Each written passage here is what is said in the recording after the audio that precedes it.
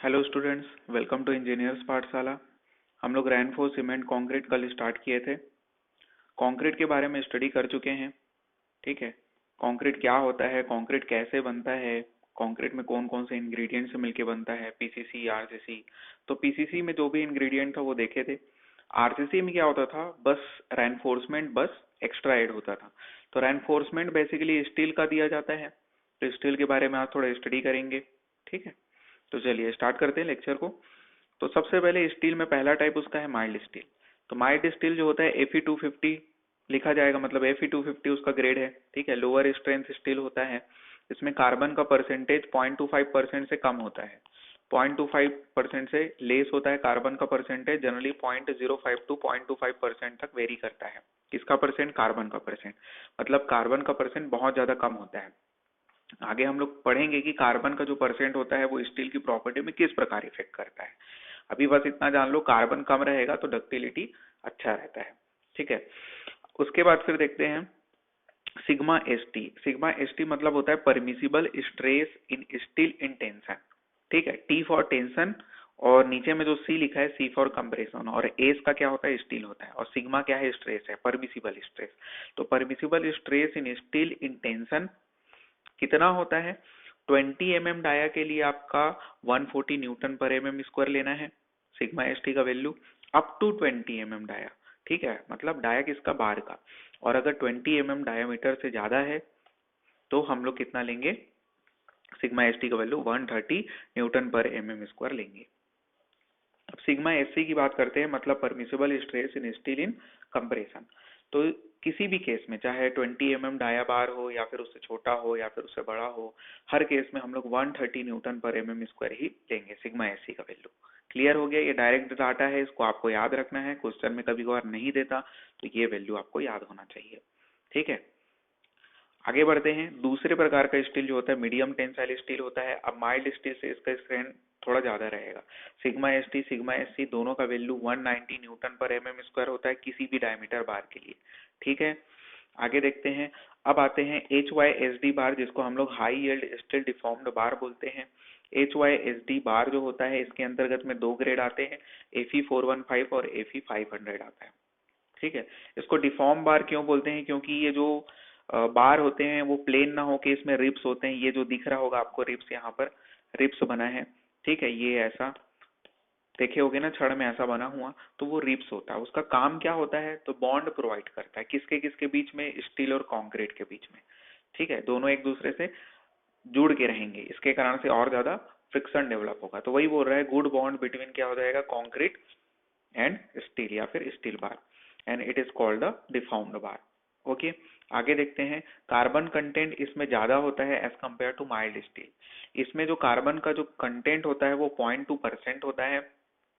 Okay, 0.2% क्या पाया जाता है? कार्बन पाया जाता है। इस चीज को याद रखना है। H Y S D bar में इट इज इकोनॉमिकल, ये इकोनॉमिकल बार होता है। इसकी स्ट्रेंथ भी ज्यादा होती है as compare to mild steel. ठीक है, कार्बन का परसेंटेज भी ज्यादा है, स्ट्रेंथ भी ज्यादा। तो ऐसा बोल सकते हैं, कार्बन ज्यादा होगा तो उसका स्ट्रेंथ बढ़ने लग जाता है। ठीक है, एक प्रकार से। और डक्टिलिटी कम होने लग जाता है कार्बन के परसेंटेज बढ़ने के हिसाब से। ठीक है, वो स्टील जब हम लोग सब्जेक्ट पढ़ेंगे तो उसमें और अच्छे से डिस्कस करेंगे। अब यहाँ पर दिया गया है सिग्मा एस टी और सिग्मा एस सी, मतलब permissible stress of steel in tension in comparison की वैल्यू। डायमीटर ऑफ बार कोई सा भी हो, 230 लेंगे हम लोग टेंशन के केस में, 230 न्यूटन पर एम स्क्वायर, और 190 न्यूटन पर एम स्क्वायर लेंगे कंप्रेशन के केस में। ठीक है, स्टील का स्ट्रेंथ। तो स्टील का स्ट्रेंथ कंप्रेशन में थोड़ा कम हो जा रहा है, देख रहे हैं हम लोग, और टेंशन में क्या रहता है? अच्छा रहता है। ठीक, आगे देखते हैं। टीएमटी बार, चौथे नंबर का जो बार आ रहा है स्टील बार, वो टीएमटी बार है। इसको कल मैं थोड़ा सा बताया था, नाम तो पता ही होगा। टीएमटी को थर्मोमैकेनिकली ट्रीटेड बार भी बोलते हैं। थर्मोमैकेनिकली ट्रीटेड का मतलब क्या होता है आपको एक बार बता देता हूँ, लिखने का जरूरत नहीं है, बस सुन लेना। तो टीएमटी बार मतलब क्या होता है कि इसमें हम लोग छड़ को हाई टेम्परेचर में एक बार गर्म करते हैं, और गर्म करने के बाद इंस्टेंटली उसको कूल टेम्परेचर में ले जाते हैं। अब इससे होगा ये कि जो गर्म स्टील था वो अचानक से ठंडे टेम्परेचर में ले जाने से, या फिर पानी में डाल दो, ठीक है, तो पानी में डाल देने से या फिर ठंडा टेम्परेचर देने से अब वो बाहर से तो ठंडा हो जाएगा लेकिन अंदर जो मटेरियल रहेगा उस स्टील का वो गर्म ही रहेगा। तो ऊपर का लेयर क्या है, ठंडा, और अंदर का लेयर क्या है, अभी भी गर्म है। तो उसके कारण एक प्रकार से केमिकल रिएक्शन होगा और उस रिएक्शन के कारण इस ट्रीटमेंट, उसी को ट्रीटमेंट बोलते हैं। मतलब थर्मोमैकेनिकली ट्रीटेड किया गया, इसी को बोलते हैं। इसी ट्रीटमेंट के कारण एक रिएक्शन डेवलप होगा और एक प्रकार से नया कुछ प्रॉपर्टी उभर के आएगा स्टील का। आया समझ में? तो बस उसी बार को, ऐसा ट्रीट किया हुआ बार को ही हम लोग थर्मोमैकेनिकली ट्रीटेड बार बोलते हैं। और सीटीडी क्या होता है? सीटीटी जस्ट वाइस वर्सा होता है टीएमटी का। उसमें हम लोग पहले छड़ को हाई टेम्परेचर दिए थे, तो इसमें क्या करेंगे, लो टेम्परेचर देंगे, एकदम से ठंडा कर देंगे, फ्रीज कर देंगे, और उसके बाद फिर उसको क्या करेंगे, नॉर्मल टेम्परेचर हाई टेम्परेचर में ले जाएंगे। अब इसमें उल्टा रिएक्शन होगा, मतलब ऊपर का लेयर क्या हो जाएगा, गर्म, लेकिन अंदर का लेयर अभी भी ठंडा रहेगा स्टील का। अब जिसके कारण कुछ रिएक्शन आएगा और इस प्रकार से जो ट्रीटेड बार होगा उसको हम लोग सीटीटी बार बोलते हैं। ओके, इसको लिखने का जरूरत नहीं है, बस मैं बता दिया हूँ। तो सीटीडी समझ में आ गया। उसके बाद देखते हैं कोरोजिव रेजिस्टेंस स्टील बार। ये भी उतना इंपॉर्टेंट नहीं है। कोरोजिव रेजिस्टेंस स्टील बार होता है जिसमें क्रोमियम का परसेंट 1.5% होता है, कार्बन का परसेंट 0.18% होता है। इस चीज को थोड़ा याद रख सकते हैं कि क्रोमियम का परसेंट क्या होता है एंड कार्बन का परसेंट क्या होता है। कार्बन का 0.18% होता है, ठीक है, जो कि लगभग किसके बराबर है, 0.2% के बराबर है। और 0.2% हम लोग किस में लेते थे, HYSD में भी उतना ही लगभग लेते थे। और क्रोमियम का परसेंट 1.5% होता है, ठीक है। रस्ट फ्री एजेंट होता है क्रोमियम, ठीक है। और कोरोजिव रेजिस्टेंस स्टील के बाद लास्ट जो बच रहा है आपका steel wire fabric. Steel wire fabric जो होता है माइल्ड स्टील बाहरी होता है, बस माइल्ड स्टील का नेट बनाते हैं। नेट मतलब जाली, समझ रहे हो ना, ठीक है, देखे होगे जाली वगैरह, ठीक है। तो वही चीज है ये स्टील वायर फैब्रिक, मतलब it is form of the mild steel का नेट, है ना। माइल्ड स्टील नेट होता है कुल मिला के स्टील वायर फैब्रिक। आगे बढ़ते हैं, अब टाइप्स ऑफ लोडिंग देखेंगे। तो लोड जो होता है हमारे पास, dead load, live load, wind load, earthquake load को सिस्मिक लोड भी बोलते हैं, और स्नो लोड, ये सब लोड का नाम तो सुने ही होंगे, ठीक है। डेड लोड क्या होता है, डेड लोड मतलब हमारा जो सुपर स्ट्रक्चर के कारण खुद का जो सेल्फ वेट के कारण जो लोड लगता है, तो उसको डेड लोड बोलते हैं। लाइव लोड क्या होता है, तो हमारे सुपर स्ट्रक्चर में जो आपका बाहरी जो लिविंग एजेंट आते हैं उसके कारण जो लोड लगता है उसको लाइव लोड बोलते हैं। नहीं समझ आया? जैसे कि मैं ब्रिज का एग्जांपल लेता हूँ, तो ब्रिज जो है वो खुद में जो उसका लोड आ रहा है वो डेड लोड है, लेकिन ब्रिज के ऊपर जो गाड़ी चल रहा है, जो आदमी चल रहे हैं, तो वो सब क्या है, लाइव लोड के अंतर्गत में आएगा, ठीक है। वैसे घर का भी एग्जांपल ले सकते हो। विंड लोड क्या होता है, तो विंड लोड मतलब नाम से ही क्लियर है, हवा के कारण जो लोड आएगा। जनरली 10 मीटर से जब हाइट में जाते हैं ना, तो हमारे स्ट्रक्चर में विंड लोड इफेक्टेड होना स्टार्ट होता है 10 मीटर से हाइट में, क्योंकि जैसे जैसे हाइट बढ़ते जाएगा एयर प्रेशर बढ़ते जाता है ना, स्पीड बढ़ते जाता है हवा का। उसके बाद देखते हैं अर्थक्वेक लोड। अर्थक्वेक लोड, अब अर्थक्वेक के कारण जो लोड आएगा वो अर्थक्वेक लोड है। और स्नो लोड जो होगा, स्नो लोड मतलब जो क्या बोलते हैं, जैसे रेनफॉल होता है ना, ठीक है, तो वैसे क्या होगा, स्नोफॉल जहां पर होगा वहां पर स्नो लोड आएगा, और कुछ नहीं है। इसके बाद फिर आपको बताया गया है कि कौन से आईएस कोड का यूज करते हैं। तो आईएस कोड जो 875 1987 है, इसके पार्ट मतलब 4 पार्ट हैं, part 1, part 2, part 3 and part 4। Part 1 का यूज डेड लोड के लिए करते हैं, पार्ट 2 का यूज लाइव लोड के लिए करते हैं, पार्ट 3 का यूज विंड लोड के लिए करते हैं, पार्ट 4 का यूज स्नो लोड के लिए करते हैं। तो बच क्या गया आपका, अर्थक्वेक लोड। अर्थक्वेक लोड के लिए हम लोग 1893 2002 का यूज करते हैं, बस इसके लिए बस अलग है। बाकी सब के लिए हम लोग 875 1987 का यूज कर रहे थे। याद रखना ये 875 कई बार पूछा है। तो वरियस लोड्स के लिए कौन से आईएस कोड का यूज किया जाता है, तो कभी कभार सिर्फ आईएस 875, इतना ही में आंसर निकल जाता है। 1987 याद रखने की जरूरत नहीं है, लेकिन आप लोग याद रखना 875 1987। 1987 ये डेट है और कोड कौन सा है, 875 है। और वैसे ही आपका 1893 कोड है, 2002 उसका लॉन्चिंग डेट है, ठीक है। आगे समझ में, 1893 में आपका क्या है, अर्थक्वेक लोड है। और 875 में उसके जो पार्ट 1, पार्ट 2, पार्ट 3, पार्ट 4 है, उसमें अदर लोड्स हैं, dead load, live load, wind load और स्नो लोड। उसके बाद देखते हैं हम, एक क्वेश्चन आएगा कि why we use the steel bar for the reinforcement. मतलब रेनफोर्स आरसीसी स्ट्रक्चर जो हम लोग बना रहे हैं उसमें हम लोग स्टील का ही क्यों यूज करते हैं? स्टील के प्लेस में हम लोग एल्यूमिनियम, कॉपर, ब्रॉन्ज और दुनिया भर के जो मेटल होते हैं उसको हम लोग क्यों नहीं यूज करते, केवल स्टील ही क्यों यूज करते हैं? तो इसका रीजन, सबसे बड़ा रीजन ये है कि स्टील और कंक्रीट दोनों की जो थर्मल एक्सपांसन होती है या फिर कोएफिशिएंट ऑफ थर्मल एक्सपांसन जो होती है वो सेम होती है। अब coefficient of thermal expansion same होने से होता ये है कि जब टेम्परेचर इंक्रीज या फिर टेम्परेचर डिक्रीज होता है तो उनमें जो एक्सपांसन होता है, किनमें, स्टील और कंक्रीट में जो एक्सपांसन या फिर श्रिंक होता है वो क्या होता है, समान होता है। मतलब दोनों जब बढ़ेंगे टेम्परेचर के कारण तो एक समान बढ़ेंगे, और दोनों जब घटेंगे लो टेम्परेचर के कारण तो एक समान घटेंगे, जिसके कारण क्या होगा, स्लीपेज फेलवर नहीं होता। स्लीपेज फेलवर जनरली कब आता है, जैसे कि ये आपको सामने डायग्राम दिख रहा होगा, तो ये आपका कंक्रीट है और ये आपका स्टील है। स्लीपेज फेलवर दोनों के लेयर के सरफेस के बीच में आएगा अगर दोनों अलग अलग एक्सपांड होंगे। ठीक है, एक मतलब ज्यादा बढ़ रहा है और एक जो है कम बढ़ रहा है। मतलब स्टील मान लो ज्यादा बढ़ गया और कंक्रीट जो है कम बढ़ रहा है, तो अब यहाँ पर क्या आएगा, दोनों जहाँ दोनों के लेयर जहाँ पर मिल रहे हैं वहां पर स्लीपिंग डेवलप होगा और स्लीपेज फेलवर उसी को बोलते हैं, जिसके कारण हमारा ओवरऑल स्ट्रक्चर ही फेल हो जाएगा। तो यही सबसे बड़ा रीजन है कि दोनों का थर्मल एक्सपांसन सेम होता है, दोनों का coefficient of thermal expansion same होता है, इसीलिए हम लोग क्या करते हैं, स्टील का ही यूज करते हैं। डिजाइन फिलोसॉफी में आते हैं। डिजाइनिंग में हम लोग बेसिकली दो मेथड है हमारे पास, WSM और LSM। वर्किंग स्ट्रेस मेथड बोलते हैं और इसको लिमिट स्टेट मेथड बोलते हैं। ठीक है, ये वर्किंग स्टेट है, वर्किंग स्टेट मेथड और लिमिट स्टेट मेथड, दो मेथड होते हैं। वर्किंग स्टेट मेथड पहले मैं बता देता हूँ, सुनना ध्यान से। वर्किंग स्टेट मेथड में क्या होता है, ये डिटर्मिनिस्टिक अप्रोच होता है।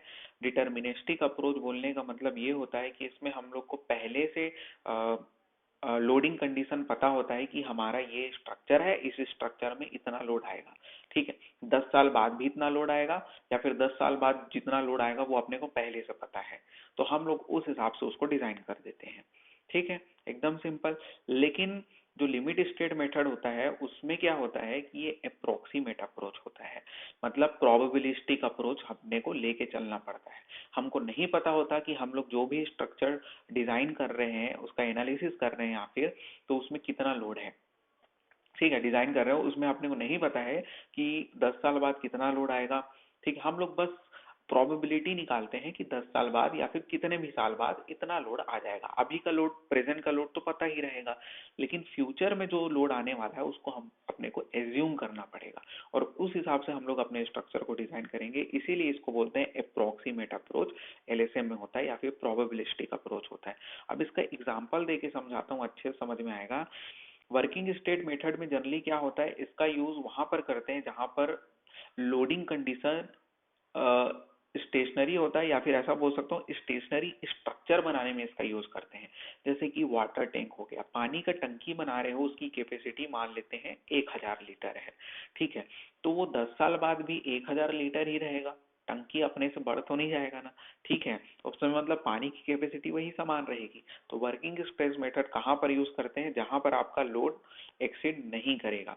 जबकि हम लोग LSM मेथड का यूज वहां पर करते हैं जहां पर लोडिंग कंडीशन वेरी करेगा। जैसे कि ब्रिज हो गया, सबसे बढ़िया एग्जांपल है। उसमें अभी पॉपुलेशन कम है, किसी भी सिटी का पॉपुलेशन समय के साथ बढ़ेगा। ठीक है, डेवलपिंग कंट्रीज में जनरली क्या होता है कि समय के साथ पॉपुलेशन ग्रोथ होते जाता है, जितना ज्यादा आपका ग्रोथ सिटी का होते जाएगा। ठीक है, तो इसलिए क्या होगा कि अब पॉपुलेशन भी बढ़ेगा समय के साथ, मतलब लोड भी बढ़ेगा, लेकिन कितना बढ़ेगा उसको हम लोग बस कुछ जो मेथड है उससे पता कर रहे हैं, अपने को एग्जैक्ट डाटा नहीं पता है। तो ये हो गया आपका ब्रिज एग्जांपल, आ गया कि नहीं समझ में? तो यहाँ पर क्या होता है, लोड वेरीज करता है, तो कौन सा मेथड यूज करेंगे, लिमिट स्टेट मेथड यूज करेंगे। आगे समझ में? तीसरा पॉइंट याद रखना कि वर्किंग स्टेट मेथड में हमको फेलवर से पहले इंडिकेशन नहीं देता। ठीक है, जैसे कि पानी का टंकी अचानक से क्या हो जाएगा, क्रैक हो गया किसी भी दिन और पूरा पानी क्या हो गया, बाहर हो गया, तो वो फेलवर से पहले इंडिकेशन नहीं देगा।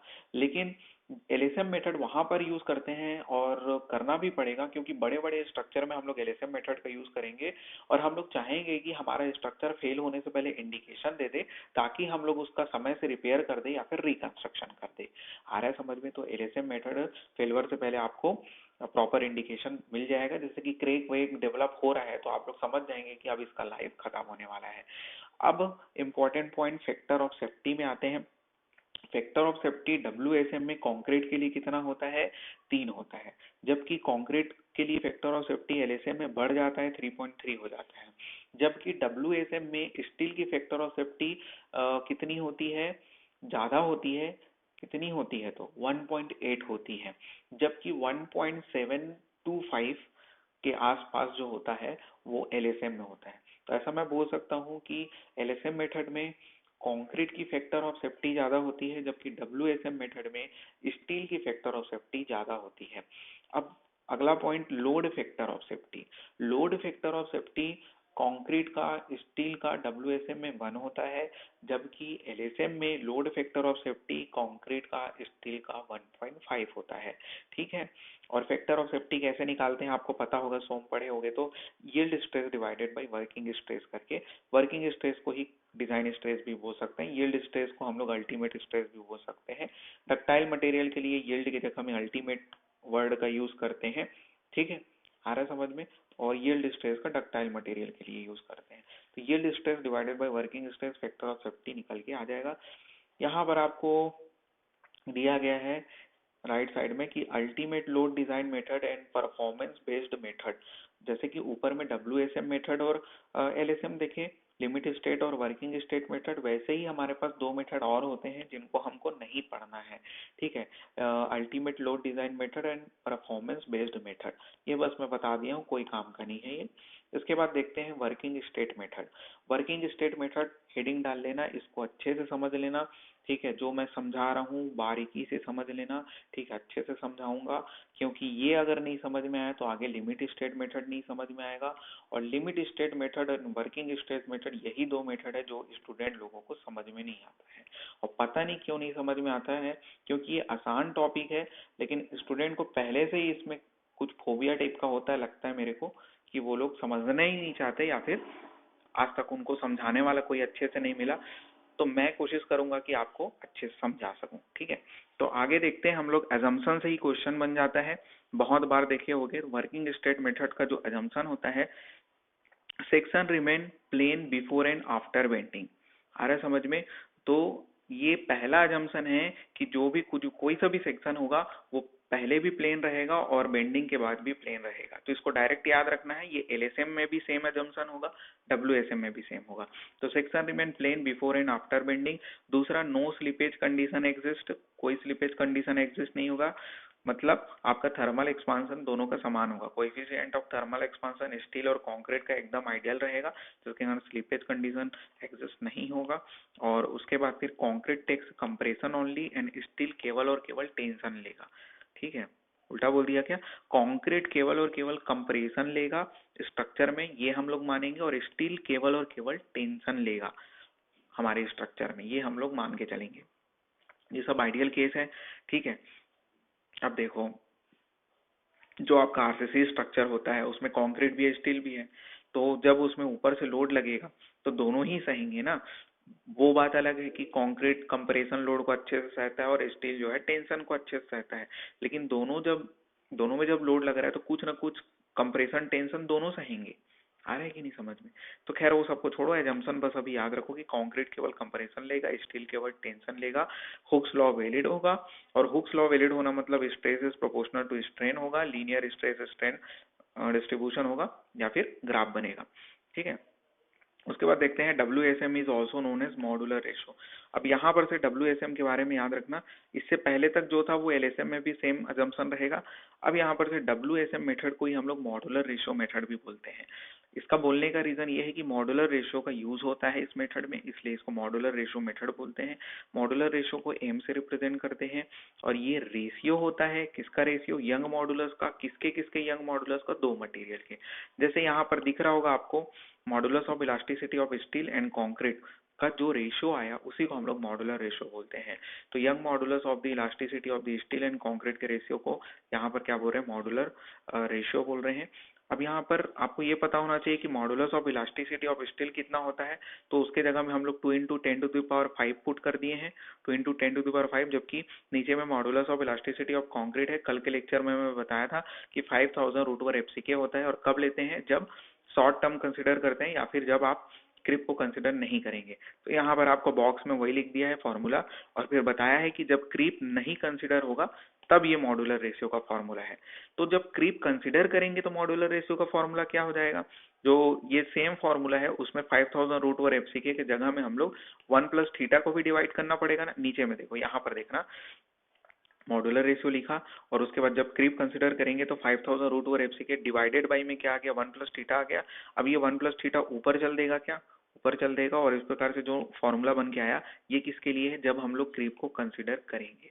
तो दो फॉर्मूला मॉडुलर रेशियो का पता चल गया। अब तीसरा फॉर्मूला यहाँ पर देखना, स्टार बना रहा हूँ। तो ये जो तीसरा फॉर्मूला है वो क्या होगा, 280 divided by 3 into sigma CBC होगा। ये IS कोड के द्वारा डायरेक्ट दिया गया है, और IS कोड बोलता है कि ये फॉर्मूला किसके लिए, पार्सली कंसिडर जब क्रीप को करेंगे। मतलब जब क्रीप पार्सली कंसिडर करेंगे तब 280 डिवाइडेड बाई 3 सिग्मा CBC लेना है। और किसी भी क्वेश्चन में जब आपको मॉडुलर रेशियो निकालो बोलेगा और कुछ भी डिस्कस नहीं करेगा कि क्रीप को कंसिडर कर रहे हैं कि नहीं कर रहे हैं, तो आपको यही IS कोड वाला फॉर्मूला ही लगाना है, 280 डिवाइडेड बाई 3 सिग्मा CBC।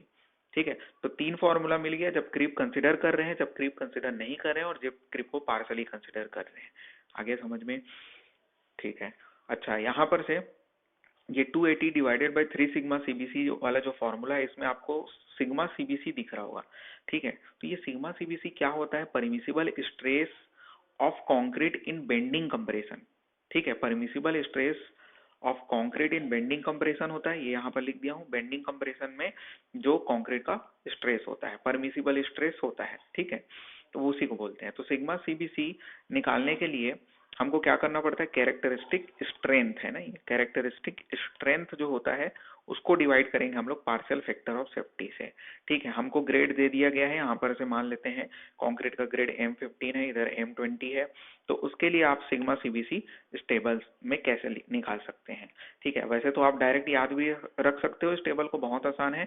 यहाँ पर 5 के बाद 7 हो गया है, 2 का डिफरेंस है, और उसके बाद बाकी सब में 1.5 का डिफरेंस है। तो 7 के बाद 8.5 हो जाएगा, 8.5 के बाद 10 हो जाएगा, 10 के बाद 13.5 हो जाएगा, सॉरी 10 के बाद 11.5 हो जाएगा, और उसके बाद 13 हो जाएगा। ठीक है, बस जो शुरू में था M15 और 20, M20 में बस 2 का डिफरेंस है, बाकी सब में आपका 1.5 का डिफरेंस है।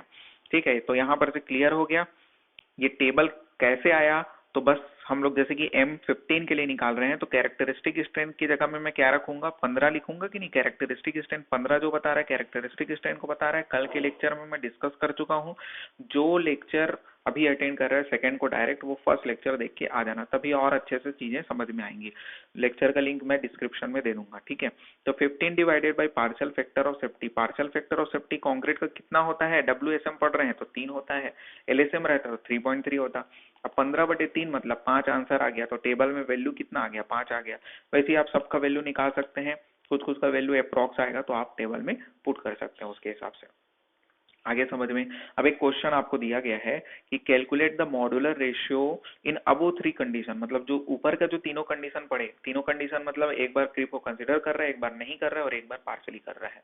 तो उन तीनों कंडीशन से मॉड्यूलर रेशियो की वैल्यू निकालो बोल रहा है, जब जब आपको ग्रेड ऑफ कंक्रीट कितना दिया गया है, M20 दिया गया है, और क्रीप 1 साल के लिए कंसिडर करने बोल रहा है। तो उस केस में हम लोग निकालते हैं।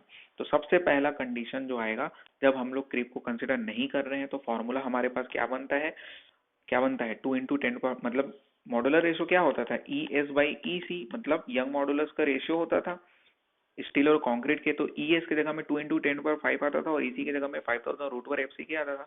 FCK की जगह में मैं 20 क्यों पुट कर दिया हूँ, क्योंकि यहाँ पर ग्रेड ऑफ कंक्रीट दिया गया है 20, तो कैरेक्टरिस्टिक स्ट्रेंथ की जगह में 20 पुट कर दें, उसके बाद आप सॉल्व कर लोगे तो आंसर आ जाएगा। ठीक है ना, सॉल्व करने की जरूरत नहीं है। उसके बाद फिर व्हेन क्रीप इज कंसिडर, जब क्रीप कंसिडर किया जाएगा तो सेम फॉर्मूला में क्या हो जाता है, 1 प्लस थीटा बस मल्टीप्लाई हो जाएगा। तो ऊपर में जो वैल्यू आया था 8.92, इसमें क्या मल्टीप्लाई हो जाएगा, 1 प्लस थीटा मल्टीप्लाई हो जाएगा, और थीटा की वैल्यू आप कितना पुट कर देंगे, 1.1। ये कैसे पता चला थीटा की वैल्यू 1.1, क्योंकि आपको क्वेश्चन में दिया गया है कि क्रीप हम लोग 1 साल के लिए कंसिडर कर रहे हैं, और मैं वैल्यू भी बता चुका हूँ टेबल में। मैं कल बताया था कि क्रीप जो होता है वो समय के साथ घटता है, ठीक है। 7 दिन के लिए, 28 दिन के लिए और 1 साल के लिए कितना कितना क्रीप होता था, तो 7 दिन के लिए 2.2 पड़े थे, और 28 डे के लिए 1.6 पड़े थे, 1 साल के लिए 1.1 पड़े थे। तो ये 1 साल के लिए बोला है क्रीप को कंसिडर करने, तो 1.1 थीटा की जगह में, थीटा क्या होता है, क्रीप को एफिशिएंट होता है, उसकी जगह में पुट कर देंगे, और उसके बाद फिर आंसर आ जाएगा आपका when creep is condition considered. उसके बाद थर्ड कंडीशन क्या है, जब पार्शली कंसिडर कर रहे हैं क्रीप को, तो उस केस में ये वाला फॉर्मूला लगेगा आईएस कोड वाला। अब सिग्मा सीबीसी की जगह में क्या आएगा, सिग्मा सीबीसी की जगह में 7 आएगा, या तो आप टेबल से डायरेक्ट याद रख सकते हैं। M20 कॉन्क्रीट है तो M20 के लिए आपका सिग्मा सीबीसी का वैल्यू 7 होता है, या फिर आपका कैरेक्टरिस्टिक स्ट्रेंथ कितना है 20 है, डिवाइडेड बाई आप पार्शियल फैक्टर ऑफ सेफ्टी मतलब 3 से करेंगे, तो आंसर आपका लगभग कितना आ जाएगा, 6 पॉइंट जितना भी आएगा, मतलब 7 के आसपास आएगा। तो 7 वैल्यू आप लोग डायरेक्ट यहाँ पुट कर देंगे और फिर आंसर निकाल लेंगे 40/3, तो आंसर कितना आ जाएगा 13.33। अब यहाँ पर से इंपॉर्टेंट कंक्लूजन आएगा। यहाँ पर से आप देख रहे हो ऊपर में ये पहला कंडीशन लिख देता हूँ, इसको सेकंड और इसको थर्ड कंडीशन लिख देता हूँ। पहले कंडीशन में हम लोग क्रीप को कंसिडर नहीं कर रहे थे तो वैल्यू कम आया था, ठीक है। और थर्ड कंडीशन को देखो, डायरेक्ट थर्ड कंडीशन में जब पार्सली कंसिडर कर रहे हैं तो थोड़ा ज्यादा वैल्यू आया, और जब क्रीप को कंसिडर कर रहे हैं तो सबसे ज्यादा वैल्यू आया। मतलब ये है कि जब आप क्रीप को कंसिडर नहीं करेंगे तो मॉड्यूलर रेशियो की वैल्यू कम आ रही है, और जैसे जैसे कंसिडर करते जाओगे वैल्यू बढ़ती जा रही है। ये मैं बोल सकता हूँ क्या, तो नोट में वही आपको लिखा है कि when creep is consider modular ratio will be higher, और जब नहीं कंसिडर करेंगे तो लोअर होगा। तो यहाँ पर से ये मैं लिख दिया कि क्रीप कंसिडर करेंगे तो मॉड्यूलर रेशियो सबसे ज्यादा रहेगा, क्रीप पार्शियल कंसिडर करेंगे तो उससे थोड़ा कम रहेगा, और क्रीप को कंसिडर नहीं करेंगे तो और कम हो जाएगा मॉड्यूलर रेशियो का वैल्यू। तो कभी कभार आपको एग्जाम में पूछता है कि मॉड्यूलर रेशियो की वैल्यू क्या क्रीप पे डिपेंड करती है, तो हाँ करती है। क्रीप ज्यादा रहेगा तो कम रहेगा, कि कम रहेगा तो ज्यादा रहेगा, कुछ भी पूछ सकता है आपको। उसके बाद फिर सिग्निफिकेंट ऑफ मॉड्यूलर रेशियो देखते हैं। मॉड्यूलर रेशियो का सिग्निफिकेंट देखते हैं, उसके पहले आप लोग इस डायग्राम को समझ लेना। राइट में जो बनाया हूँ ये सेक्शन है आपका बीम का क्रॉस सेक्शन है, ठीक है। अब ये आरसीसी सेक्शन है तो आपका कंक्रीट भी है और स्टील भी है। ये चार्ट हो क्या है, स्टील है और बाकी कंक्रीट का सेक्शन है। इसमें ऊपर से लोड लग रहा है, पी का लोड लग रहा है। अब ये जो लोड लग रहा है ये आरसीसी सेक्शन है जो कि स्टील और कंक्रीट दोनों से बना है, तो इस लोड को स्टील भी सहेगा कंक्रीट भी सहेगा, इतना समझ में आता है ना। तो इसीलिए मैं यहाँ पर क्या लिख दिया हूँ कि total load is equal to concrete का लोड प्लस स्टील का लोड। लिख सकता हूँ क्या, क्योंकि ऊपर से जो आने वाला लोड है उसको कंक्रीट भी सहेगा स्टील भी सहेगा, दोनों में डिस्ट्रीब्यूट हो जाएगा। ये समझ में आ गया। अच्छा, ये ए एस मैं किसको लिख दिया हूँ, एरिया ऑफ स्टील को लिख दिया हूँ, टोटल एरिया ऑफ स्टील, और एसी में किसको लिख दिया हूँ, टोटल एरिया ऑफ कंक्रीट को लिख दिया हूँ। कोई दिक्कत नहीं है। यहाँ पर से मैं इसी में इफेक्टिव कवर और नॉमिनल कवर को भी बता दिया हूँ, आगे नहीं बताऊंगा, ठीक है। आगे यूज होगा तो आप लोग समझ लेना कौन से कवर की बात हो रही है। इफेक्टिव कवर जो होता है वो सेंटर ऑफ बार से लेके वो एज के बीच के डिस्टेंस को बोलते हैं इफेक्टिव कवर, ठीक है। ये सेंटर से आ रहा है आपका कहाँ तक, एज के बीच का डिस्टेंस को हम लोग बोल रहे हैं इफेक्टिव कवर। वहीं पर नॉमिनल कवर को ही क्लियर कवर बोलते हैं, जो कि कहाँ से होता है, आउटर ऑफ बार से होता है। आउटर ऑफ बार से एज ऑफ सेक्शन के बीच के डिस्टेंस को, मतलब एज के बीच के डिस्टेंस को हम लोग क्या बोलते हैं, नॉमिनल कवर या फिर क्लियर कवर बोलते हैं। अब एक क्वेश्चन आएगा, ये कवर क्यों प्रोवाइड करते हैं, है ना, और कवर कितना कितना प्रोवाइड करते हैं, बीम के लिए कितना प्रोवाइड करते हैं, स्लैब के लिए, ये सब तो मैं आगे बताऊंगा। अभी बस इतना समझ लेना कि कवर क्यों प्रोवाइड करते हैं। सबसे इंपॉर्टेंट जो रीजन रहता है कवर प्रोवाइड करने का, वो जो रेनफोर्समेंट प्रोवाइड किए हैं, सरल भाषा में जो छड़ प्रोवाइड किए हैं, उसको सेफ्टी प्रोवाइड करता है बाहरी इन्वायरमेंट के अगेंस्ट। क्योंकि अगर ये छड़ बाहर में दिखेगा ना, मतलब कभी कभार देखना जब अच्छा कवर नहीं प्रोवाइड करते तो छड़ बाहर बीम के दिखने लग जाता है, तो उसके बाद वो छड़ बाहरी इन्वायरमेंट के कांटेक्ट में आने से कोरोड हो जाएगा, कोरोजन आ जाएगा, जंग लगने लग जाएगा, और जंग लगने लग गया तो स्टील क्या हो जाएगा, खत्म होने लग जाएगा। और स्टील क्या सहता है, टेंशन स्ट्रेंथ सहता है, और कंक्रीट क्या सहता है, कंप्रेसिव स्ट्रेंथ। अब स्टील ही खत्म हो गया जंग लगने के कारण, तो उसका स्ट्रेंथ भी कम होने लग जाएगा, ओवरऑल स्ट्रक्चर का स्ट्रेंथ कम होने लग जाएगा, जिसके कारण आपका सेक्शन ही फेल हो जाएगा। तो इसलिए आगे समझ में आ गया ना, ठीक है। तो कवर प्रोवाइड करना बहुत ही ज्यादा जरूरी है, इस चीज को याद रखना कुछ भी चीज कंस्ट्रक्ट कर रहे हो तो। अब उसके बाद यहाँ पर जो ये load is equal to concrete का लोड प्लस स्टील का लोड लिखा, तो उसी को मैं तोड़ के ऐसे लिख सकता हूँ क्या, इधर देखो P इज इक्वल टू, क्योंकि हम लोग जानते हैं लोड इज इक्वल टू या फिर स्ट्रेस इज इक्वल टू क्या होता है, लोड अपॉन एरिया होता है। तो लोड इज इक्वल टू क्या हो जाएगा, स्ट्रेस इनटू एरिया हो जाएगा क्या, load is equal to stress into area हो जाएगा क्या। तो बस वही तो किया हूँ मैं। तो जो लोड है उसके जगह मैं स्ट्रेस इनटू एरिया लिख दिया। तो कंक्रीट का लोड था तो स्ट्रेस किसका हो जाएगा, कंक्रीट का, एरिया भी कंक्रीट का हो जाएगा, वैसे ही आपका स्टील के लिए हो जाएगा। इसको मैं इक्वेशन फर्स्ट डाल दिया हूँ। आगे बढ़ते हैं।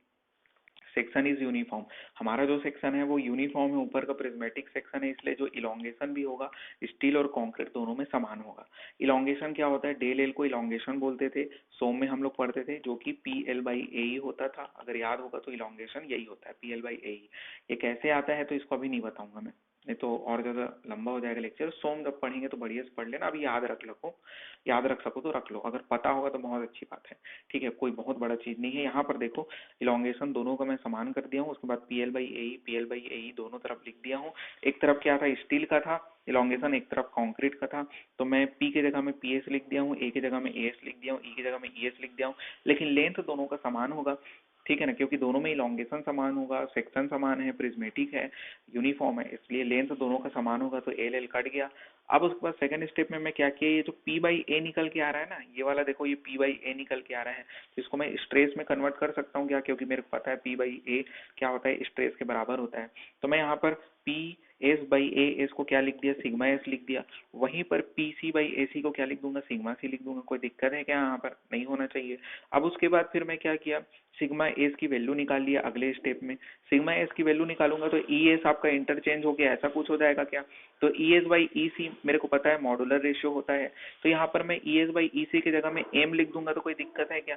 तो इस प्रकार से फाइनल जो रिजल्ट आया अपने पास, sigma S is equal to M into sigma C आया। अब इससे आपको क्या पता चला कि जो स्ट्रेस इन स्टील होता है वो ज्यादा होता है किसके कंपैरिजन में, कंक्रीट से। कंक्रीट से ज्यादा होता है स्ट्रेस इन स्टील, और कितना टाइम्स ज्यादा होता है, तो एम टाइम्स ज्यादा होता है। तो उसी को आप नोट में लिख लिए हैं कि जो स्ट्रेस इन स्टील जो होता है वो एम टाइम्स ज्यादा होता है कंक्रीट के कंपैरिजन में, कंक्रीट के स्ट्रेस के कंपैरिजन में। इतना समझ में आया क्या। ठीक है, इस रिजल्ट को याद रखना, क्योंकि वर्किंग स्ट्रेस मेथड में हम लोग जहां जहां स्टील का स्ट्रेस होगा, उस स्टील के स्ट्रेस को पहले कंक्रीट की स्ट्रेस में चेंज करना पड़ेगा। मतलब समझ में आया। तो जैसे कि यहाँ पर स्टील का स्ट्रेस आपको है दिया होगा, तो उसको कंक्रीट के स्ट्रेस में चेंज करोगे तो उसमें मेरे को एम से डिवाइड करना पड़ेगा, तभी ना वो कंक्रीट के स्ट्रेस के फॉर्म में चेंज होगा। समझ में आया, मॉडुलर रेशियो से डिवाइड करूंगा तो वो कंक्रीट के स्ट्रेस के फॉर्म में चेंज हो जाएगा। वैसे ही आगे देखते हैं हम लोग। ये जो रिजल्ट आया आपका sigma S is equal to M into sigma C, इसको इक्वेशन फर्स्ट जो ऊपर में दिए थे, ये देखो ऊपर में एकदम ऊपर में पी इज इक्वल टू ये सब, तो सिग्मा एस की वैल्यू नीचे में आ गया है आपके पास कि एम इंटू सिग्मा सी करके। तो उस इक्वेशन फर्स्ट में सिग्मा एस की वैल्यू पुट कर दोगे तो ऐसा कुछ आ जाएगा, ठीक है ना। तो सिग्मा सी ए सी प्लस यहाँ पर सिग्मा एस था, तो सिग्मा एस की जगह में मैं क्या पुट कर दी हूँ, M into sigma C put कर दी हूँ, इंटू ए एस हो गया है। अब यहाँ पर से सिग्मा सी को कॉमन निकाल दिया हूँ, तो ये सेकंड लाइन में ऐसा कुछ हो जाएगा क्या।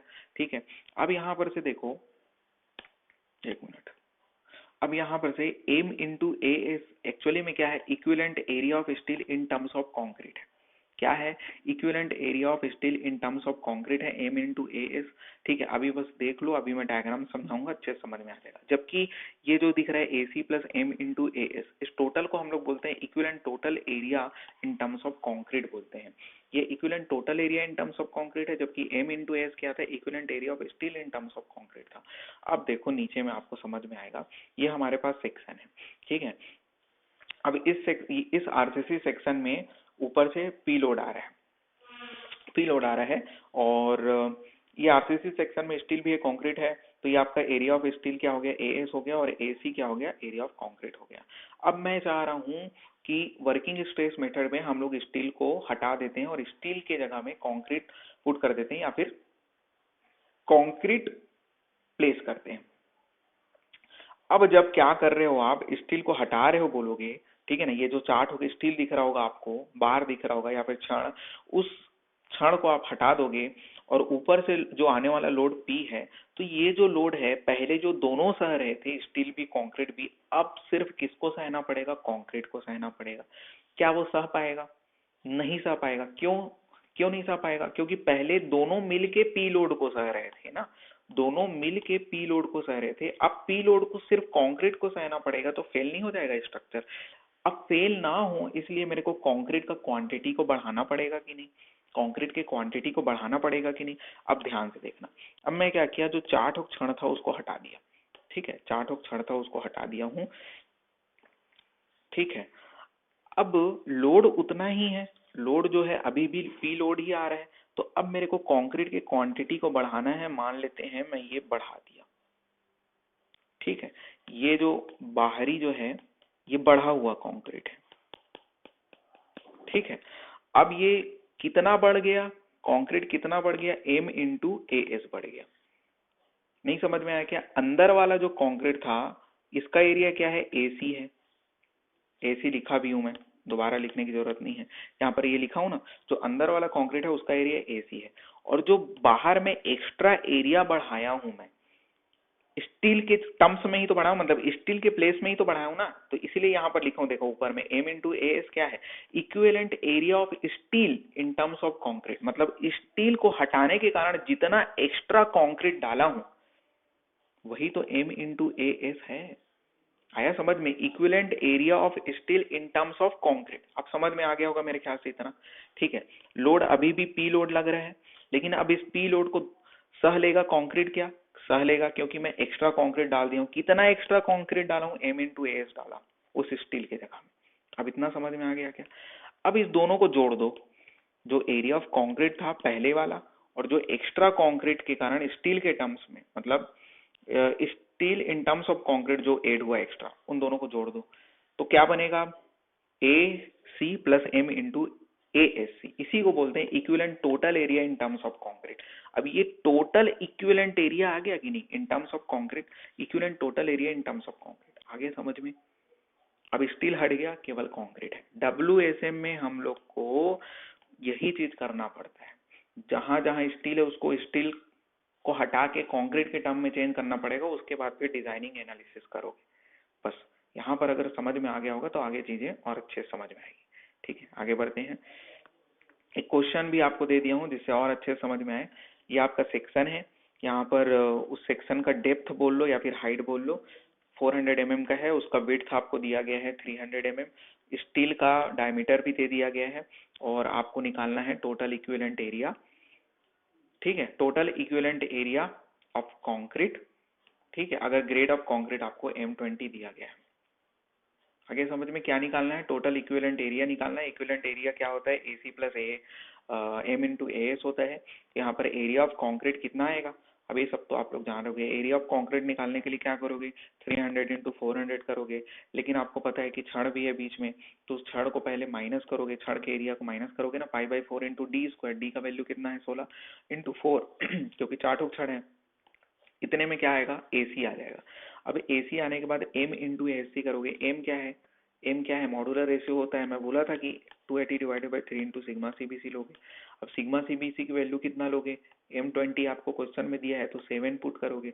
अब इसको सॉल्व करोगे तो एम का वैल्यू कितना आएगा, 40/3 आ जाएगा, क्या ये कट जाएगा ना, 7 चौक 28, तो 40/3। यहाँ पर जो 40/3 लिखा हूँ वो एम का वैल्यू लिखा हूँ। उसके बाद फिर क्या होगा, M into A S, A S की जगह में कितना पुट करोगे, pi by 4 into D square into 4 put करोगे, तो टोटल स्टील का एरिया आएगा। आपको खुद से बन जाता है, मेरे को विश्वास है, तो आप लोग खुद से करो, ठीक है। अब जब इतना पहला लाइन समझ में आ गया, उसके बाद तो कैलकुलेशन है, डायरेक्ट आपको ये आंसर आना चाहिए, निकाल के देखना, इधर मैं निकाल चुका हूँ, ठीक है। 12 कितना आ रहा है आपका, 1,29,000 जितना भी है 500 mm²। आगे समझ में, अब सिंगली रेनफोर्स सेक्शन में आते हैं फाइनली। सिंगली रेनफोर्स्ड बीम, कौन सा मेथड पढ़ रहे हैं, WSM, ठीक है। तो एजम्पशन जो होगा सिंगली रेनफोर्स्ड बीम के लिए भी सेम होगा जो WSM में पढ़े, ठीक है, सेम होगा, बस इलास्टिसिटी जो होता है कंक्रीट की, जो इलास्टिसिटी होती है या फिर यंग मॉडुलस एज्यूम कांस्टेंट, ठीक है। अब उसका एनालिसिस करेंगे, डिजाइनिंग करेंगे सिंगली रेनफोर्स्ड बीम के लिए, धीरे धीरे समझते जाना, ठीक है, आराम से समझते जाना। सबसे पहले तो एनालिसिस और डिजाइनिंग में अंतर समझ लो। एनालिसिस मतलब क्या होता है कि आपको कोई सा भी सेक्शन या फिर स्ट्रक्चर का डायमेंशन पहले से दे दिया है कि ये जो बीम है, मान लो इस बीम का डेप्थ इतना है, हाइट इतना है, लेंथ इतना है, इस बीम में इतना मतलब एरिया ऑफ स्टील है, इतना रेनफोर्समेंट है, ठीक है, इतना स्टील का कैरेक्टरिस्टिक स्ट्रेंथ है, इतना कंक्रीट का कैरेक्टरिस्टिक स्ट्रेंथ है, कंक्रीट का एरिया, सब चीज दे दिया है। तो पूछ क्या है आपको, पूछेगा कि वो जो सेक्शन का डायमेंशन जो मैं बताया हूँ, वो सेक्शन कितना लोड सह लेगा, कितना मूवमेंट सह लेगा। समझ में है? तो वो जो हमारा गिवन सेक्शन है जिसका सब चीज पता है डायमेंशन में, वो कितना लोड मूवमेंट सह लेगा, ये पता करना एनालिसिस कहलाता है। और डिजाइनिंग क्या होता है, जस्ट वाइस वर्सा होता है।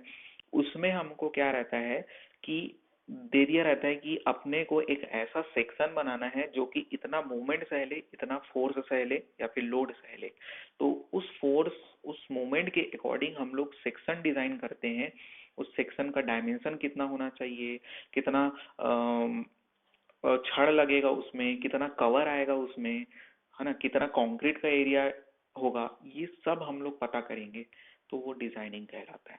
ठीक है, एनालिसिस इम्पोर्टेंट होगा, डिजाइनिंग में जितना जरूरी होगा उतना बताऊंगा। तो एनालिसिस देखने से पहले आपको ये डायग्राम समझ में आना चाहिए। डायग्राम समझ में आ गया तो फिर आधा काम यहीं पर कंप्लीट हो जाता है। ये हम लोग सबसे पहले यहाँ पर क्या किए, एक बीम सेक्शन बना दिया हूँ। इस सेक्शन में बीच से आपको डॉटेड लाइन दिख रहा होगा, ये जो डॉटेड लाइन है वो आखिरी तक गया है, ये आपका न्यूट्रल एक्सिस है। ठीक है, न्यूट्रल एक्सिस को हम लोग एक्स ए से रिप्रेजेंट करते हैं। किससे रिप्रेजेंट करते हैं, एक्स ए से रिप्रेजेंट करते हैं न्यूट्रल एक्सिस को। न्यूट्रल एक्सिस क्या डिसाइड करता है, कंप्रेशन और टेंशन जोन को डिसाइड करता है। न्यूट्रल एक्सिस से अबो जो जोन होगा वो कंप्रेशन जोन होगा और बिलो जो होगा टेंशन होगा। अजम्पशन में हम लोग ऑलरेडी पढ़ चुके हैं कि कंक्रीट केवल और केवल कंप्रेशन सहेगा, तो इसलिए ऊपर में क्या होगा, कंप्रेशन जोन में सिर्फ कंक्रीट होगा और नीचे वाला जोन टेंशन जोन है, तो यहाँ पर सिर्फ स्टील होगा। यहाँ पर जो आपको खाली जगह दिख रहा होगा, नीचे में बस आपको स्टील दिख रहा होगा गोल गोल, तो इसका मतलब ये नहीं है कि जो खाली जगह में कंक्रीट भरा है, कुछ नहीं है, ये समझना, बस नीचे में स्टील है, क्योंकि टेंशन जोन में सिर्फ स्टील होगा। ये समझ में आ गया। बाकी आपको डायमेंशन दिया गया है कि हमारा जो सेक्शन है उसका ओवरऑल डेप्थ डी है, उसका विड्थ बी है। डी जो है इफेक्टिव डेप्थ है। क्या बोल रहा हूँ मैं, डेप्थ नहीं बोल रहा हूँ, इफेक्टिव डेप्थ बोल रहा हूँ। इफेक्टिव डेप्थ क्या होता है, जो टॉप फाइबर है या फिर सेक्शन के टॉप से जो आपका लाइन ऑफ एक्शन ऑफ ये जो स्टील है या फिर जो सेंटर ऑफ ग्रेविटी से जो पास होने वाला इमेजनरी लाइन है स्टील के, वहां तक के बीच के हाइट को क्या बोलते हैं, डी बोलते हैं, इफेक्टिव डेप्थ बोलते हैं। आगे समझ में, डायग्राम में आपको दिख रहा होगा, क्लियर हो गया होगा चीज। उसके बाद ये जो सेकेंड ग्राफ है, ये आपको अभी बता देता हूँ, बाद में आप लोग को खुद बनाने की जरूरत नहीं पड़ेगी। ये जो सेकेंड ग्राफ है बस सेम है, क्योंकि हम लोग WSM में क्या करते हैं, जो भी स्टील होता है उसका एरिया को, उसके स्ट्रेस को किसके टर्म में चेंज करते हैं, कंक्रीट के टर्म में। तो मैं यहाँ पर क्या किया हूँ, बस वही किया हूँ, जो एरिया ऑफ स्टील था AST, उसको M इंटू AST लिख दिया हूँ।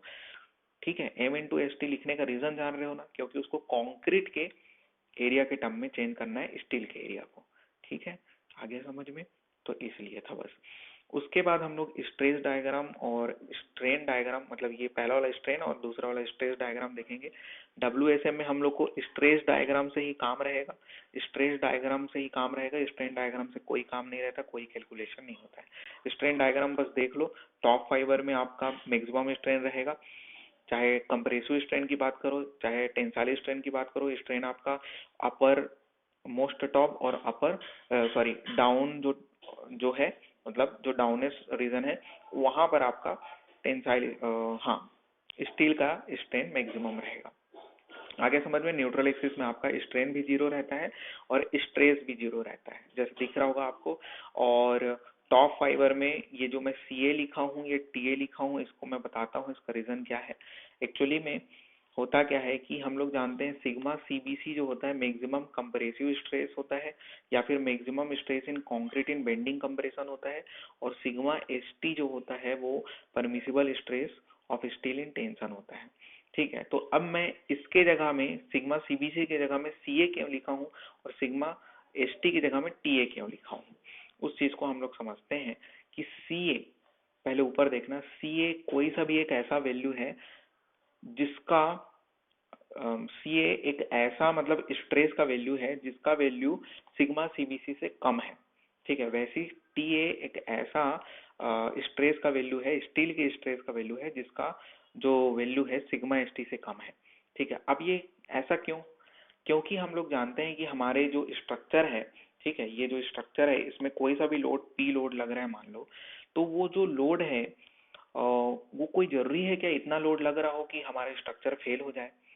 वो लोड है वो कम भी हो सकता है ज्यादा भी हो सकता है, लेकिन हमेशा ये जरूरी नहीं होगा कि वो एकदम ज्यादा लोड होगा जो कि परमिसिबल वैल्यू को भी क्रॉस कर जाए। ये जो परमिसिबल वैल्यूज तो है ना सिग्मा सीबीसी वो मैक्सिमम वैल्यू है कंक्रीट का जो वो सह सकता है।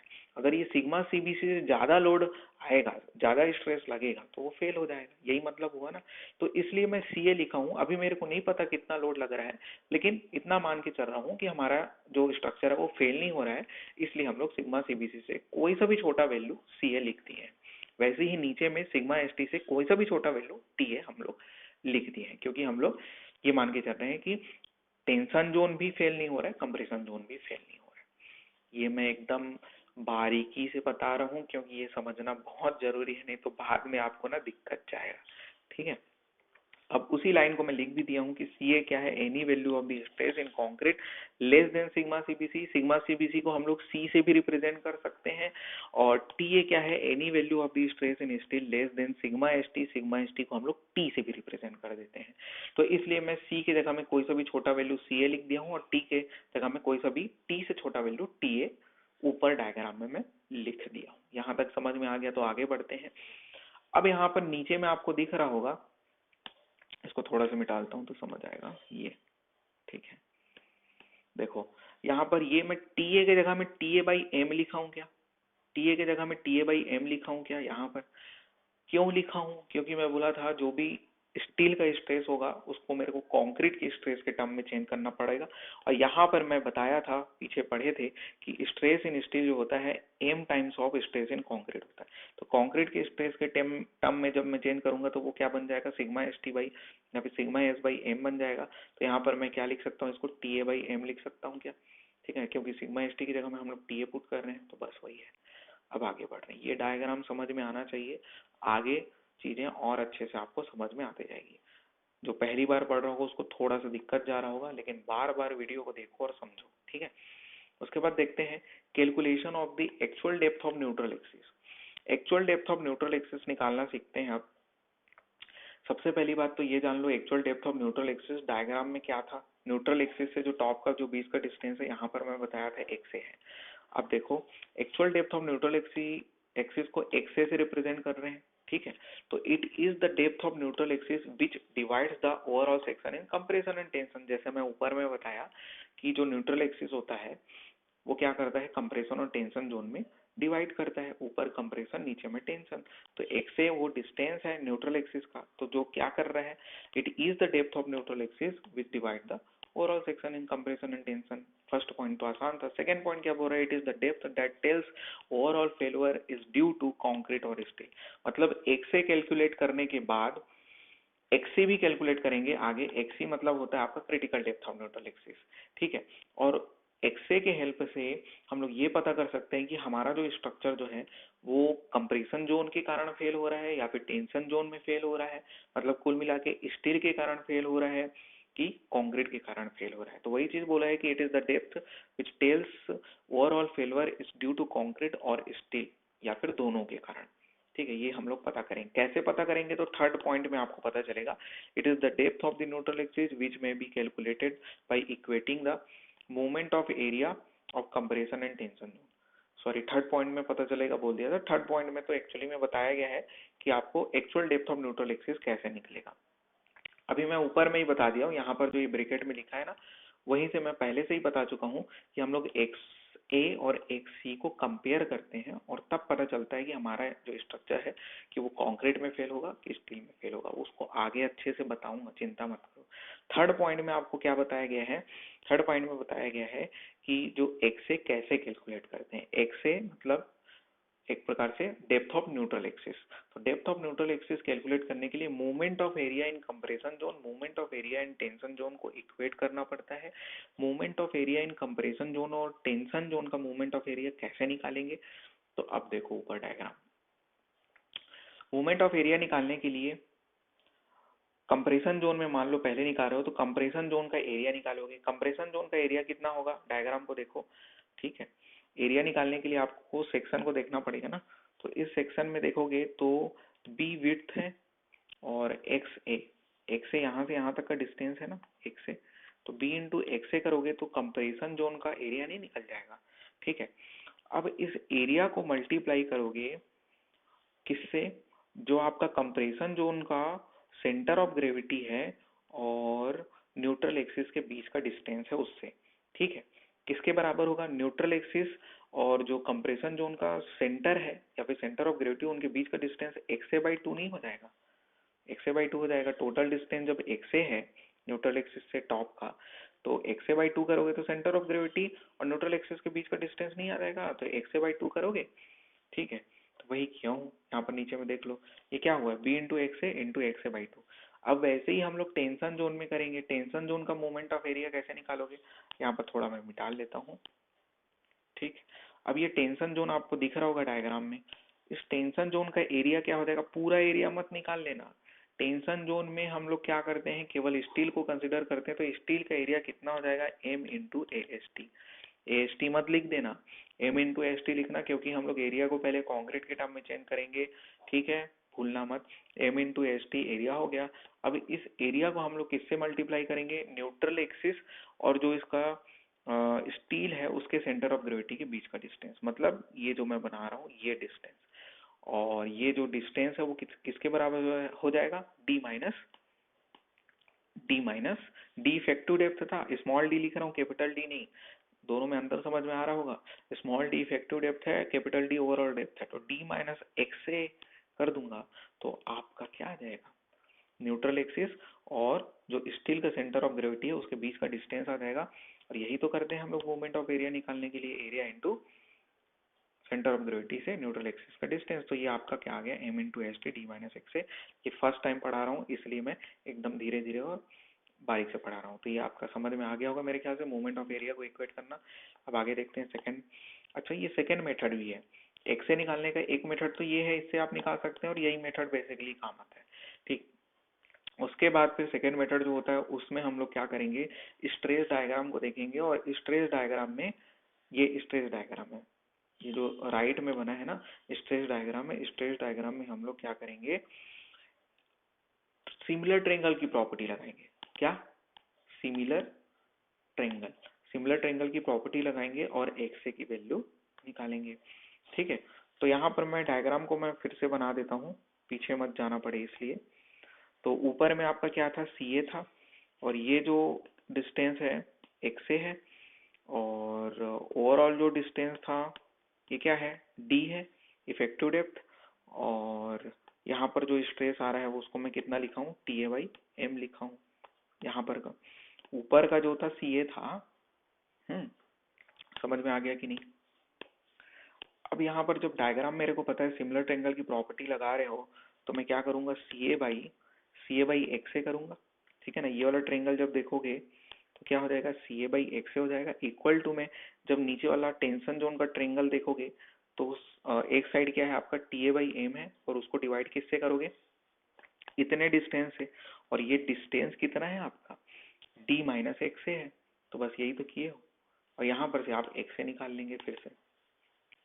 दोनों मेथड समझ में आ गया, सिमिलर ट्रायंगल की प्रॉपर्टी यूज करके स्ट्रेस डायग्राम में, या फिर आप डायरेक्ट क्या कर सकते हैं, मूवमेंट ऑफ एरिया को इक्वेट कर सकते हैं और निकाल सकते हैं, ठीक। अब देखते हैं स्टेप 2।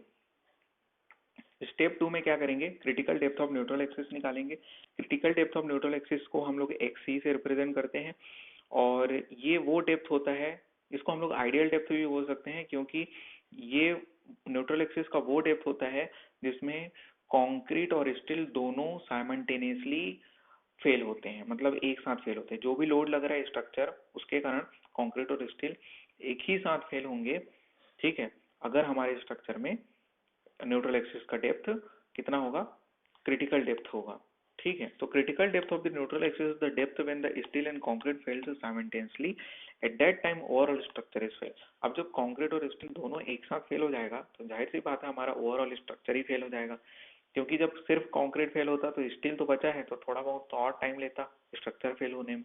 और वैसे ही, खैर इस चीज को बताऊंगा तो कंफ्यूज होगा, उसको बाद में बताऊंगा, तो अभी बस इतना ही समझना। तो it is also called ideal depth of critical depth of neutral axis, ठीक है। क्योंकि अंडर रेनफोर्स, ओवर रेनफोर्स वाला कंडीशन जब समझोगे ना तब और अच्छे समझ में आएगा, आगे मैं बताऊंगा। अभी देखो, सिमिलर ट्रायंगल की प्रॉपर्टी फिर से लगेगा, आपको राइट में डायग्राम दिख रहा होगा। इस डायग्राम में मैं अब सी ए की जगह में सिग्मा सीबीसी लिख दूंगा और टी ए की जगह में सिग्मा एस टी लिख दूंगा। क्यों? क्योंकि मैं एक्चुअल डेप्थ नहीं निकाल रहा हूँ, critical depth of neutral axis निकाल रहा हूँ। और मैं बताया हूँ कि critical depth of neutral axis के केस में आपका स्टील और कंक्रीट दोनों फेल हो जा रहे हैं, और फेल हो जा रहे हैं मतलब अपना परमिसिबल जो स्ट्रेस है उसको सह रहे हैं, ठीक है, मतलब अपने परमिसिबल वैल्यू में पहुंच जा रहे हैं। सी ए की जगह में आप सिग्मा सीबीसी लिखूंगा, ठीक है, और टी ए की जगह में सिग्मा एस टी लिखूंगा। ये चीज समझ में आना चाहिए आपको, ठीक है। और एक्स ए की जगह में मैं क्या लिख दिया हूँ, एक्स लिख दिया हूँ, ठीक है, क्योंकि क्रिटिकल डेप्थ है। अब बस सिमिलर ट्रायंगल की प्रॉपर्टी लगाना है आपको। क्या हो जाएगा, sigma CBC divided by XC. यहाँ पर देखो आप, सिग्मा सीबीसी ट्रायंगल में ऊपर कंप्रेशन जोन में जब देखोगे तो सिग्मा सीबीसी डिवाइडेड बाई कितना करोगे, एक्सी करोगे, इक्वल टू जब नीचे वाला टेंशन जोन देखोगे तो क्या हो जाएगा, टी ए बाई एम की जगह में sigma S T by M, sigma S T by M divided by T minus XC करोगे, ठीक है ना। ये वाला डिस्टेंस कितना आएगा आपका, टी माइनस एक्सी आएगा ना, ये वाला डिस्टेंस। बस, अब बस इतना पता चल गया तो आप इंटरचेंज कर दोगे किसको, देखो इन दोनों को इंटरचेंज करो। तो मैं सिग्मा सी भी इधर नीचे लिख दिया हूँ और डी माइनस एक्सी को इधर ले गया हूँ और एम को नीचे ले आया हूँ, और बस सॉल्यूशन करना है। उसके बाद फिर नेक्स्ट स्टेप में क्या किया, इस स्टेप के बाद एक्सी को दोनों में डिवाइड कर दिया हूँ तो D minus D by XC minus क्या हो गया, 1 हो गया। ये वाला भी समझ में आ गया, बस सॉल्यूशन है। उसके बाद डी बाई एक्सी लिखा और 1 को राइट साइड में ले गया तो ये +1 हो गया। उसके बाद कुल मिला के अब एक्सी का वैल्यू निकालना है, तो एक्सी का वैल्यू निकालने के लिए इधर उधर कुछ कुछ करोगे तो आपका ये आ जाएगा, एकदम आसान है। एक्सी का वैल्यू जब निकालोगे तो समझ रहे हो ना, ये वाला जो ऊपर वाला वैल्यू है वो नीचे आ जाएगा ना, ऊपर वाला वैल्यू नीचे आ जाएगा। कर लोगे, उतना तो कर ही लोगे, मेरे को विश्वास है। तो M into sigma CBC divided by sigma S T plus M into sigma CBC into T. तो ये जो वैल्यू आया ना, इसी को मैं के से भी रिप्रेजेंट कर देता हूँ, ठीक है, आ रहा है समझ में। उससे पहले ये समझ लो, सिग्मा सीबीसी की जगह में नेक्स्ट स्टेप में मैं क्या किया हूँ, सी रख दिया हूँ, और सिग्मा एसटी की जगह में नेक्स्ट स्टेप में टी रख दिया हूँ। तो ऊपर में बताया था सिग्मा सीबीसी को सी से भी रिप्रेजेंट कर सकते हैं और सिग्मा एसटी को टी से, बस वही किया हूँ इस स्टेप में। और फिर उसको मैं क्या कर दिया हूँ, के से रिप्रेजेंट कर दिया हूँ। के एक्चुअली में क्या है, न्यूट्रल एक्सिस डेप्थ फैक्टर है। तो कभी कभार क्वेश्चन में न्यूट्रल एक्सिस डेप्थ फैक्टर निकालो करके बोल देता है, तो आपको पता होना चाहिए न्यूट्रल एक्सिस डेप्थ फैक्टर का भी फॉर्मूला। अब न्यूट्रल एक्सिस डेप्थ फैक्टर के इंटू डी करने से क्या निकल रहा है, क्रिटिकल डेप्थ निकल रहा है। इतना समझ में आ गया, ठीक है। और यहाँ पर एम क्या है तो आपको पता है, modular ratio 280 divided by 3 into sigma CBC है। तो न्यूट्रल एक्सिस डेप्थ फैक्टर समझ में आना चाहिए, इंपॉर्टेंट है। आगे देखते हैं। और न्यूट्रल एक्सिस डेप्थ फैक्टर में किसका इफेक्टिव डेप्थ का मल्टीप्लाई करोगे तो क्रिटिकल डेप्थ निकलेगा। अब उसके बाद टेबल में नीचे ग्रेड ऑफ स्टील के अकॉर्डिंग आपको दिया गया है वैल्यू कितना कितना होता है, इस वैल्यू को निकालना भी मैं सिखाऊंगा, ठीक है। कि 250 के लिए 0.4, 415 के लिए 0.289 कैसे आया और 500 के लिए 0.253 कैसे आया। वैसे तो आप लोग जानते ही हो, आप लोगों की आदत से परिचित हो तो याद ही रख लोगे, है ना। तो 0.4 क्या होता है 250 के लिए, 0.289 किसके लिए होता है, 415 के लिए होता है, और 500 के लिए कितना होता है तो 0.253 होता है।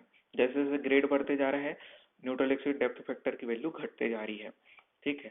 अब इस क्वेश्चन को पहले बताओ मेरे को कि जो critical depth of neutral axis है वो किस पे डिपेंड करता है। 4 ऑप्शन है आपके पास, ऊपर मैं फॉर्मूला भी दिखा देता हूँ। अब मेरे को बताओ कि एक्सी का वैल्यू किस किस पे डिपेंड करता है, ठीक है। तो आप लोगों से आंसर मेरे को मिल गया होगा। बहुत सारे लोग एक्स मतलब ऑप्शन ए को ही लिए होंगे।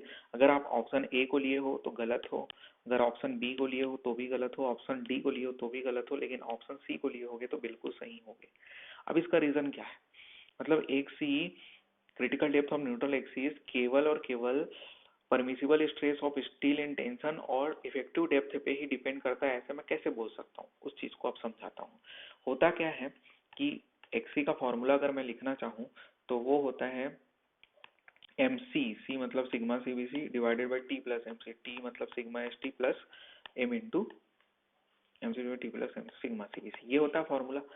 अब देखो एम का वैल्यू अगर मैं रखूंगा इस फॉर्मूला में 280 divided by 3 into sigma C B C multiplied by क्या हो जाएगा सिग्मा सी बी सी, और नीचे में भी सेम मैं करूंगा, अगर एम का वैल्यू रखूंगा 280 divided by 3 into sigma C B C and multiplied by sigma C B C, तो sigma C B C cut जाएगा। ठीक है, इसका वैल्यू कुछ भी अगर नहीं भी पता हो तो भी क्वेश्चन सॉल्व हो जाएगा, समझ में आ रहा है। तो अब बचेगा क्या, सिर्फ 280 डिवाइडेड बाई 3, ठीक है, डिवाइडेड बाई 3, और उसके भी डिवाइड में क्या बच रहा है, आप और ज्यादा सॉल्व नहीं कर रहा हूँ, बस आपको समझाने के लिए था। सिग्मा एस टी प्लस क्या बच रहा है 280 डिवाइडेड बाई 3, बस इतना ही तो बच रहा है ना। अब इसमें आपको अच्छा एक चीज में एक्सी डी भी होता था ना मल्टीप्लाई, तभी ना आपका एक्सी बना के इंटू डी, के का वैल्यू क्या है, ये पूरा M C divided by T plus M C है। ठीक है, neutral axis depth factor into effective depth. तो अब इसमें आप बस डी का बस मल्टीप्लाई करेंगे, मतलब इस मॉडिफाई फॉर्मूला में ये एक सिग्मा एस टी है जिस पे डिपेंड कर रहा है क्रिटिकल डेप्थ, और एक है इफेक्टिव डेप्थ, मतलब आंसर क्या हो जाएगा, सी हो जाएगा। इतना समझ में आ गया क्या। अब बस मेरे को निकालना क्या है, एफी 250 के लिए निकालना है कि के का वैल्यू क्या होगा। तो आपको ये पता है कि 280 divided by 3 into sigma S T plus 2 into, बस इसी में आप क्या पुट कर देंगे, सिग्मा एस टी की जगह कितना पुट कर देंगे, एफी 250 आपको दिया है ऊपर में, मैं बताया हूँ आज ही क्लास में शुरू में। तो 250 जब रहता है तो सिग्मा एस टी का वैल्यू कितना होता है 140 होता है, तो 140 वैल्यू पुट कर दोगे तो के का वैल्यू आ जाएगा। ठीक है ना, डी का वैल्यू तो पुट करने की जरूरत ही नहीं है क्योंकि यहाँ पर के का वैल्यू निकालना है ना कि एक्सी, आ जाएगा, बस उसी फॉर्मूला में पुट करोगे तो 0.4 आ जाएगा। ठीक है, 415 की जगह में सिग्मा एस टी का वैल्यू कितना पुट कर दोगे, बताओ जल्दी से, सिग्मा एस टी का वैल्यू कितना हो जाएगा 230 हो जाएगा। और वैसे ही लास्ट वाला जो 500 ग्रेड था उसमें भी आप लोग कितना पुट कर देंगे, कितना पुट कर देंगे 230। ठीक है, आ रहा है समझ में, आगे बढ़ते हैं। कंपेरिजन, सॉरी क्या बोल रहा हूँ मैं, comparison between X and XC. देखो ये लास्ट टॉपिक है, इसको जल्दी से कर लो। यहाँ पर स्टेप 3 में अब एक्से और एक्सी का कंपेयर करेंगे, क्योंकि आगे वाला जो 2 स्टेप था उसमें हम लोग एक्से भी पता कर लिए हैं, एक्सी भी पता कर लिए हैं। अब आप लोग को ये समझ में आना चाहिए कि एक्से का वैल्यू अगर एक्सी से कम होगा तो वो अंडर रैनफो सेक्शन होगा, एक्से और एक्सी दोनों इक्वल होगा तो बैलेंस सेक्शन को ही हम लोग लिमिटिंग सेक्शन भी बोलते हैं, और एक्से का वैल्यू अगर एक्से से ज्यादा होगा तो वो क्या हो जाएगा आपका ओवर रैनफोर्स सेक्शन हो जाएगा। अब समझते हैं अंडर रैनफोर्स सेक्शन, ओवर रैनफोर्स सेक्शन, ये सब होता क्या है। सबसे पहले अंडर रैनफोर्स सेक्शन को समझते हैं। अंडर रैनफोर्स का मतलब समझ रहे हो, मतलब रैनफोर्समेंट कम है। ठीक है ना, अंडर रैनफोर्समेंट मतलब रैनफोर्समेंट कम है। तो ज्यादा क्या है, तो ज्यादा क्या है, कंक्रीट ज्यादा है ना। अब लोड जो आ रहा है हमारे स्ट्रक्चर में, स्टील कम है और कंक्रीट ज्यादा है। ठीक है, दोनों सहेंगे शुरुआत में, लेकिन जब लोड बढ़ते जाएगा तो पहले कौन फेल होगा, पहले स्टील फेल होगा, क्योंकि स्टील कम है तो स्टील पहले फेल होगा, कंक्रीट ज्यादा है। तो अंडर रेनफोर्स सेक्शन में कम कौन होता है, स्टील होता है। नाम से अंडर रेनफोर्स बोल रहे हैं ना, तो यहीं पर समझ जाना कि स्टील कम है। तो स्टील कम है तो अंडर रेनफोर्स सेक्शन में कौन फेल होगा, जो कम है वो पहले फेल होगा, मतलब स्टील फेल होगा। अब स्टील फेल हो गया तो इस प्रकार का जो स्ट्रक्चर है हमारा, वो किस प्रकार का फेलवर शो करेगा, डक्टाइल फेलवर शो करेगा। अब ये क्यों डक्टाइल फेलवर शो करेगा, ये डक्टाइल फेलवर है क्या, होता क्या है कि स्टील डक्टाइल मटेरियल है। डक्टाइल मटेरियल के बारे में इतना बस समझ लो कि जो डक्टाइल मटेरियल होता है वो फेलवर से पहले इंडिकेशन देता है, वो अचानक से फेल नहीं हो जाता। लोड बढ़ाते जा रहे हो, वो फेलवर से पहले इंडिकेशन देगा, इंडिकेशन के रूप में कुछ भी क्रेक वगैरह आ सकता है। ठीक है, क्रेक आना स्टार्ट हो जाएगा तो आप समझ जाओगे कि और ज्यादा लोड नहीं सह पाएगा। ठीक, तो इस प्रकार से डक्टाइल मटेरियल डक्टाइल फेलवर शो करता है। इसलिए हम लोग अंडर रेनफोर्स सेक्शन को प्रैक्टिकली जब हम लोग कंस्ट्रक्शन करते हैं तो अंडर रेनफोर्स सेक्शन को प्रिफर करते हैं। ठीक है, ओवर रेनफोर्स सेक्शन को प्रिफर नहीं करते हैं, उसको आगे मैं बताऊंगा। बैलेंस सेक्शन जो होता है ये तो मोस्ट आइडियल केस होता है, ऐसा कंडीशन सिर्फ आइडियल मतलब थ्योरेटिकल ही होता है, क्योंकि ये इकोनॉमिकल सेक्शन होता है और ये भी डक्टाइल फेलवर शो करता है। इस प्रकार के जो सेक्शन होते हैं उसमें कंक्रीट और स्टील दोनों साइमल्टेनियसली फेल होता है। ठीक है, दोनों ही साइमल्टेनियसली फेल होगा, मतलब दोनों ही एकदम समान लोड सहेगा, और लोड बढ़ते जाएगा तो दोनों ही एक साथ फेल होगा। और क्योंकि स्टील भी फेल हो रहा है कंक्रीट के साथ साथ, तो अब पूरा सेक्शन ही फेल हो जाएगा। और स्टील क्योंकि फेल हो रहा है तो स्टील डक्टाइल मटेरियल है, तो इस कारण ये भी आपका डक्टाइल फेलवर ही शो करेगा। ठीक है, आगे समझ में। और इस प्रकार के सेक्शन में जब बैलेंस सेक्शन आपका रहता है तो मैक्सिमम लोड को सहने की क्षमता होती है किसी भी स्ट्रक्चर की। आगे समझ में। उसके बाद फिर ओवर रेनफोर्स सेक्शन में आते हैं। ओवर रेनफोर्स सेक्शन मतलब एक्सए का वैल्यू क्या होगा, एक्सए से ज्यादा होगा, वो ओवर रेनफोर्स सेक्शन होता था। ओवर रेनफोर्स नाम से ही क्लियर है, ओवर रेनफोर्स मतलब क्या चीज ज्यादा है, रेनफोर्समेंट ज्यादा है, स्टील ज्यादा है। तो कम क्या है, कंक्रीट कम है। जो कम होता है उसमें फेल होता है हमारा स्ट्रक्चर, मतलब हमारे स्ट्रक्चर में लोड बढ़ाते जाएंगे तो कंक्रीट के कारण फेल हो जाएगा स्ट्रक्चर। अब कंक्रीट के कारण फेल हो जाएगा तो ब्रिटल फेलवर शो करता है, क्योंकि कंक्रीट जो होता है वो ब्रिटल मटेरियल होता है, और ब्रिटल मटेरियल फेलवर से पहले इंडिकेशन नहीं देते हैं। तो आगे की नहीं समझ में। स्टील ज्यादा कंक्रीट कम, तो जो फेलवर होगा तो कम है उसमें फेलवर होगा, तो maximum permissible value of the concrete reaches first. तो मैक्सिमम परमिसिबल वैल्यू जो कंक्रीट की होगी वो पहले पहुंच जाएगा, मतलब वो सीए जो था वो किस में पहुंच जाएगा, सिग्मा सीबीसी में पहुंच जाएगा। ठीक है, और जिसके कारण जो हो जाएगा ब्रिटल फेलवर शो करेगा। और इस प्रकार के सेक्शन को हम लोग प्रिफर नहीं करते, क्योंकि फेलवर से पहले इंडिकेशन ही नहीं देगा। आगे समझ में ओवर रेनफोर्स सेक्शन। अब चौथा स्टेप जो है वो आपका, मेरे को लग रहा है कि आज के लिए इतना ही पढ़ना चाहिए, क्योंकि और ज्यादा पढ़ाऊंगा ना तो ज्यादा हो जाएगा आज के लिए। ठीक है, तो नेक्स्ट स्टेप कल बताऊंगा। और जो पहला जो 3 स्टेप था ना उसको अच्छे से खुद से करना, वीडियो को बार बार देखना और समझना। और 4th स्टेप में कल डायरेक्ट बताऊंगा, तो वो आपको समझ में आना चाहिए। अगर आपको वीडियो समझ में आया, लेक्चर समझ में आ रहा है, सब चीज समझ में आ रहा है, तो लाइक शेयर एंड सब्सक्राइब कर सकते हैं। Thank you.